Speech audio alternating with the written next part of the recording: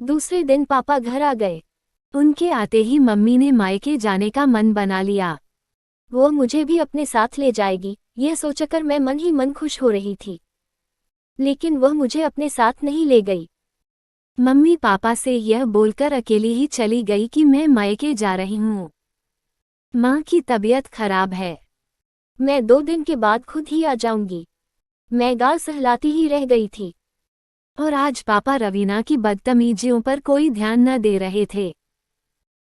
मैं अगले पल ही बुदबुदा पड़ी। क्या व्यक्ति ऐसे नाजुक क्षणों में इतना संवेदनशून्य और सुन्न सा पड़ जाता है कि दांतों और नाखूनों के वार को भी महसूस नहीं कर पाता है। यहीं से मेरे मन के किसी कोने में सेक्स को भोगने की इच्छा ने करवट लेनी शुरू कर दी। मैं सेक्स के इस अलौकिक और आश्चर्यजनक पहलू को पकड़ने की कोशिश करने लगी, पीछे चला गया। इसी बीच पापा ने रवीना को घूरते हुए कहा, तुम सचमुच ही मुझे बहुत ही आनंद देती हो। मेरी पत्नी तो मुझे पसंद ही नहीं करती है। वह कहती है कि तुम 3-3 दिन तक दाढ़ी ही नहीं बनाते हो। तुझसे बात कौन करेगा? तुम्हारी दाढ़ी कांटों की तरह मेरे गालों पर चुभती है। रवीना, दाढ़ी तो मेरी आज भी बड़ी हुई है। क्या तुम भी मेरी दाढ़ी से परहेज करती हो? देखा तो वह मुझसे आंखें मिला न सके। मैं बोली, पापा, मैं तो तुम्हारी बेटी हूँ। तुम मम्मी के लिए या दुनिया के लिए जैसे भी हो, लेकिन मेरे लिए तो सिर्फ मेरे पापा ही हो। और मम्मी भी तुम्हारे लिए कैसी भी क्यों ना हो, पर मेरे लिए तो मेरी मम्मी है। मैं जानता हूँ बेटी। यह कहते कहते पापा ने मुझे अपने गले से लगा लिया। मैंने महसूस किया पापा कुछ कुछ यह जान गए थे कि मुझे मालूम हो गया है रवीना से उनके क्या संबंध हैं। इतने में ही रवीना ने अपने पर्स से टाफियों के 2-3 पैकेट मेरे आगे रख दिए। तुम्हें ये टाफियां पसंद हैं ना? मैं तुम्हारे लिए ही लाई हूँ। रवीना यह कहकर हंसने लगी। मैं सोच रही थी अब मैं इस प्यार और लगाव को क्या कहूँ। कैसे यह कह दूँ कि रवीना बदचलन है या वेदांत अंकल चरित्रहीन है। मुझे एक साथ इतने सारे लोग प्यार करने वाले मिले हैं। मेरे लिए तो सभी अच्छे हैं। बुरे तो तब होते जब वे एक दूसरे को ब्लैकमेल करते या ठगते लूटते।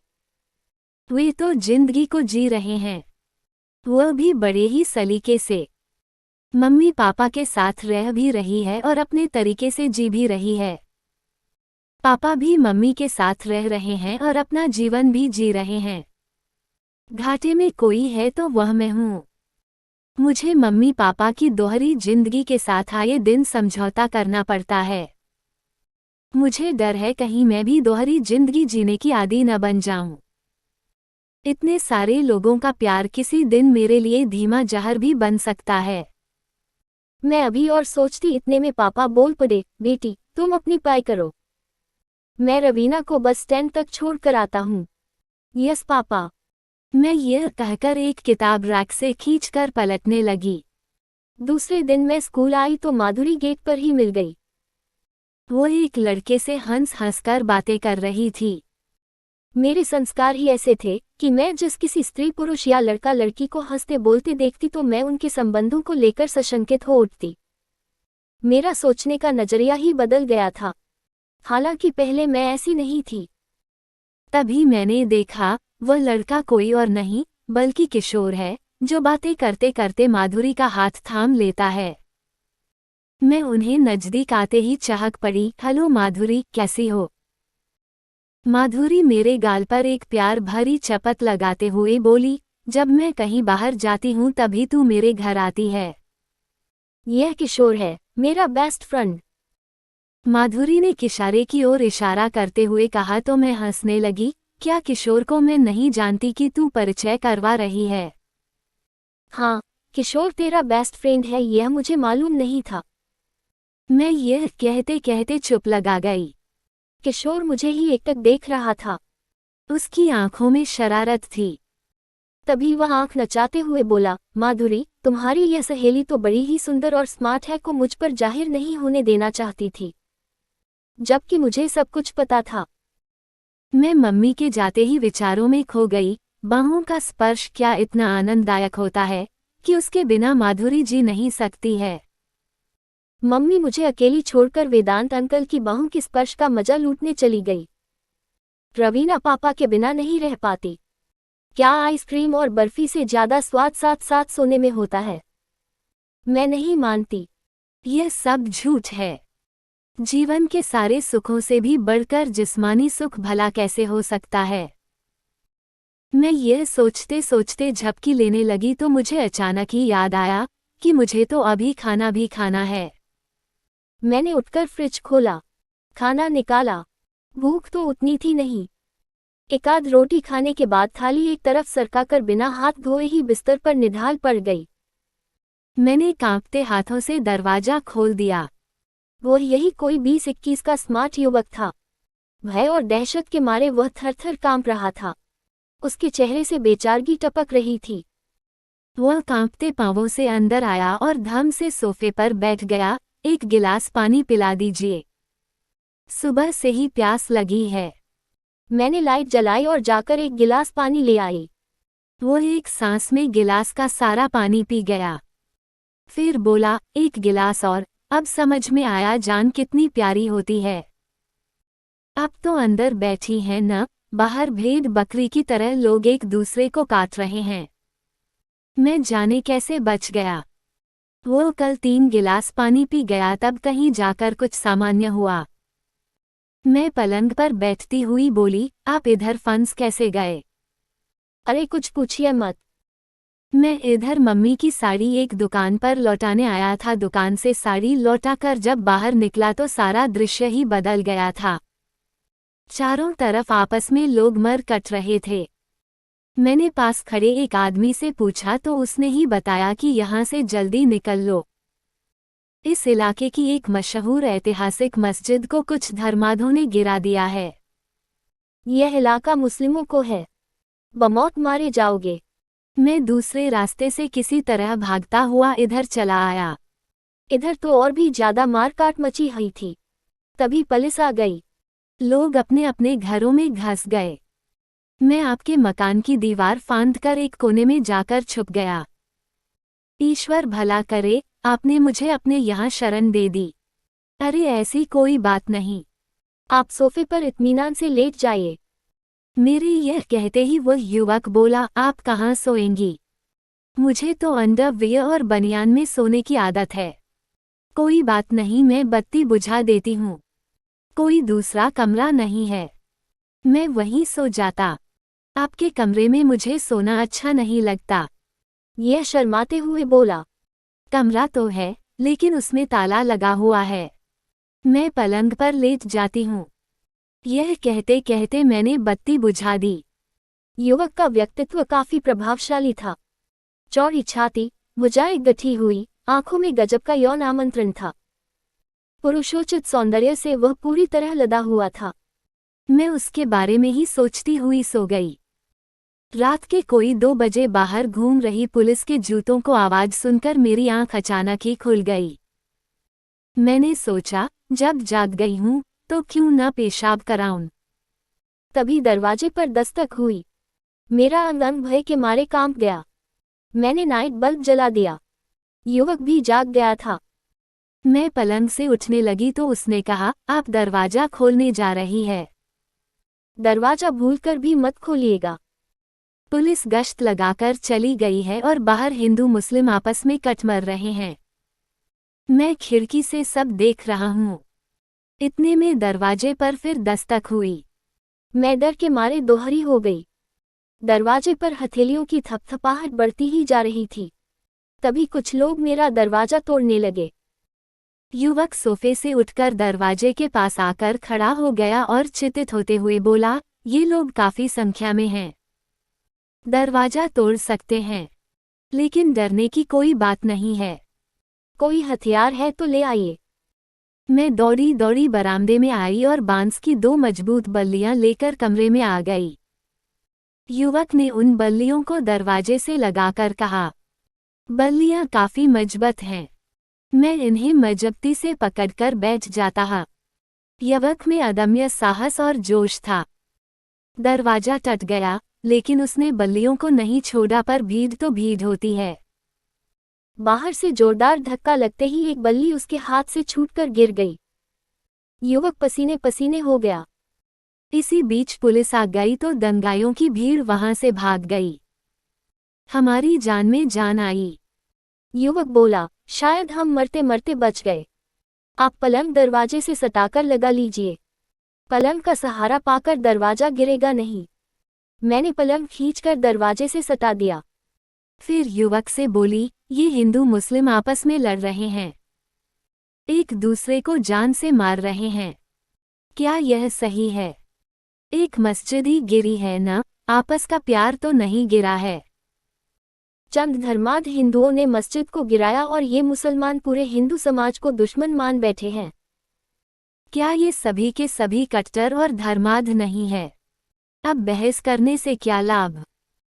किसी भी परिवार, समाज या देश में कुछ ही लोग गलत होते हैं, लेकिन ऐसी परिस्थितियों में उनकी संख्या और ताकत बढ़ जाती है। उनको मानने वाले वे लोग भी हो जाते हैं जो धर्मांध नहीं होते हैं। आप सो जाइए। पुलिस बाहर गली में खड़ी है, वो हमारी हिफाजत कर रही है। युवक यह कहकर सो गया। मैंने नाइट बल्ब बुझा दिया और सोने की कोशिश करने लगी, तभी याद आया, मुझे तो पेशाब करने जाना है।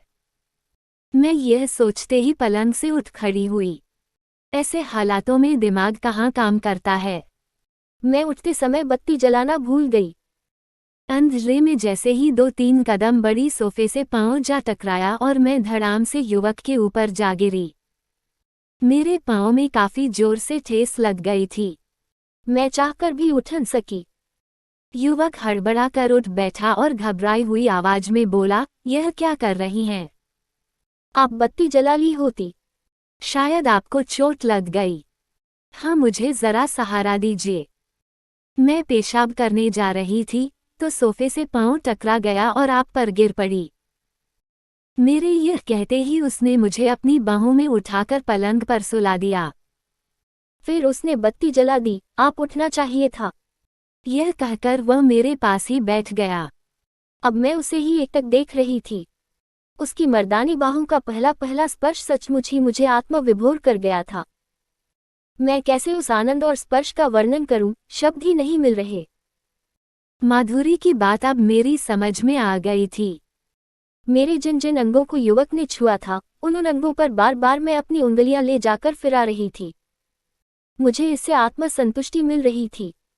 तभी युवक ने कहा, चोट कहीं जोर से नहीं लगी। मैं देख रही थी, वह भी मेरे चेहरे के भावों को पढ़ने की कोशिश में था। मैं उसके नजदीक आती हुई बोली, जब सोफे से पांव टकराया है तो चोट तो लगनी ही है। मैं शर्मिंदा हूँ, मेरे कारण चोट लग गई। क्या आप अकेली ही रहती हैं? आपके मम्मी पापा आपके साथ नहीं रहते हैं? युवक कुछ बनते हुए बोला। मैं समझ गई, जो पुरुष कुछ देर पहले विश्वास करने की बात कर रहा था, वह कितना झूठा है। उसकी निगाह अब सिर्फ मेरी देह पर ही है। पुरुष इस मामले में कभी विश्वसनीय हो ही नहीं सकता। झूठी तो मैं भी थी। अकेली होने का रोना रो रही थी और अब उसकी मर्दानी बाहों के स्पर्श के लिए लालायित थी। हम दोनों ही एक इंसान थे और इंसान कभी एक सा नहीं रहता। वह पल पल बदलता रहता है। पानी की तरह, जैसा माहौल देखता है वैसा ही स्वयं को बना लेता है। मैं ज्यादा देर तक अपने आप पर काबू न रख सकी और बड़ी ही बेशर्मी से उसके कंधे पर हाथ रख दिया। वह आश्चर्य से कुछ पल तक मुझे देखता रहा, फिर अपना दायां हाथ मेरी कमर पर रखकर अपलक मेरी आंखों में देखने लगा। उसकी आंखों में जाने ऐसा क्या था कि मैं देखते ही देखते सम्मोहित सी हो गई और थोड़ा आगे की ओर सरक गई। उसने कमर पर से हाथ खींचकर मेरी पीठ पर रख दिया और धीरे धीरे मेरी पीठ को सहलाने लगा। मुझे उसके हाथों के स्पर्श मात्र से ही जो सुख मिल रहा था, वैसा सुख जीवन में नहीं मिला था। सभी सुखों से अलग और विविधता लिए है यह सुख था। इस सुख में क्या नहीं था? रंग, रस, मिठास, गंध, स्वाद, सभी कुछ तो था। मुझे यह बात समझते देर न लगी कि अगर बदरंग जीवन को रंगीन किसी से बनाया जा सकता है, तो वह स्त्री पुरुष की बाहों का स्पर्श ही हो सकता है। एक पुरुष जो था। पुरुष किसी से प्यार थोड़े ही करते हैं। वैसे भी स्त्रियां भी कहाँ किसी से प्यार करती हैं। माधुरी किशोर से कहाँ प्यार करती है। ये स्त्री पुरुष के रिश्ते शरीर से शुरू होकर शरीर पर ही खत्म हो जाते हैं। उस युवक को अपनी रात सुखद गुजारनी थी और मुझे भी मर्दानी बाहों के स्पर्श का स्वाद चखना था। आनंद लिया दिया, बात खत्म। मेरा मनचला बिंदास मन इन झमेलों में कहाँ पड़ने वाला था।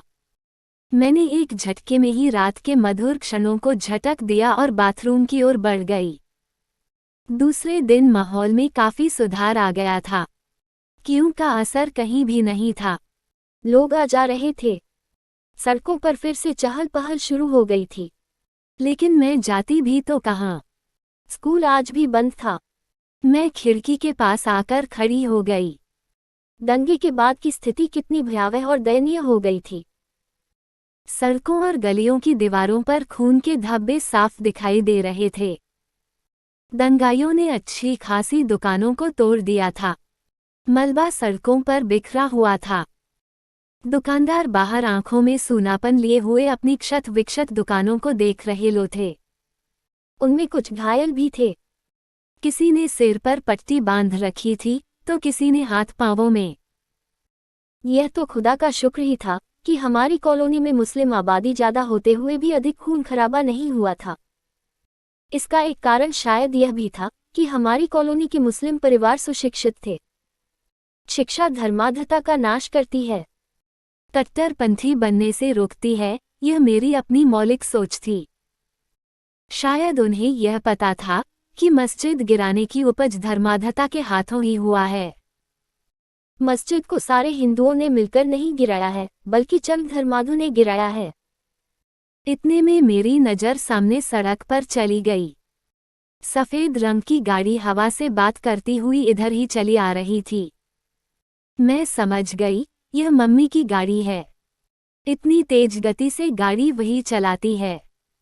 देखते ही देखते मम्मी की गाड़ी मकान के गेट के सामने आ खड़ी हुई। मम्मी ने आज अपने बालों का स्टाइल बदल रखा था। उसके होंठों पर लिपस्टिक भी कोई दूसरे ही शेड की थी। साड़ी भी उसके शरीर पर हल्के गुलाबी रंग की थी। मुझे यह समझते देर न लगी कि मम्मी के परंपरागत साज श्रृंगार और पहनावे में बदलाव वेदांत अंकल के कारण ही हुआ है। मैं सहसा ही बुदा पड़ी। अपने मनपसंद साथी के मिल जाने पर व्यक्ति का जीवन कितना सार्थक हो जाता है। मम्मी का तो कायाकल्प ही हो गया है। पापा के लिए तो वह सजना संवरना ही भूल गई थी। तभी मुझे मम्मी के पैरों की आवाज़ सुनाई दे गई। वह बड़ी ही तेज गति से सीढ़ियां चढ़ रही थी। मैं दरवाजे में आकर खड़ी हो गई। मम्मी मेरे करीब आते ही बोल पड़ी, बेटी, अकेली तुम घर पर थी, कोई दिक्कत तो नहीं हुई? मैं दंगे की वजह से नहीं आ सकी। मम्मी यह कहकर अपने कमरे में चली गई। मैंने उसकी बातों का कोई जवाब नहीं दिया। मम्मी शायद थकी हुई थी। कपड़े चेंज किए बिना ही पलंग पर निढाल पड़ गई और देखते ही देखते खर्राटे भरने लगी। मम्मी के आने के बाद भी मैं इतने बड़े मकान में अकेली ही थी। मेरी आंखों में आंसू आ गए। मैं यह सोचने पर मजबूर हो गई कि स्त्री पुरुष जब सिर्फ सेक्स के लिए ही जीने लगते हैं तो उनके लिए सारे रिश्ते गौण हो जाते हैं। वे कितने खुदगर्ज और अवसरवादी हो जाते हैं। उनका सोचने का दायरा कितना छोटा हो जाता है। मम्मी पापा अपनी दुनिया में ही सिमट कर रह गए हैं। घर में एक युवा लड़की भी है, इसका एहसास तक भी उन्हें नहीं है। यह सोचते सोचते अचानक ही मुझे ध्यान आया कि आज मुझे माधुरी के घर जाना है और मैं तैयार होने लगी।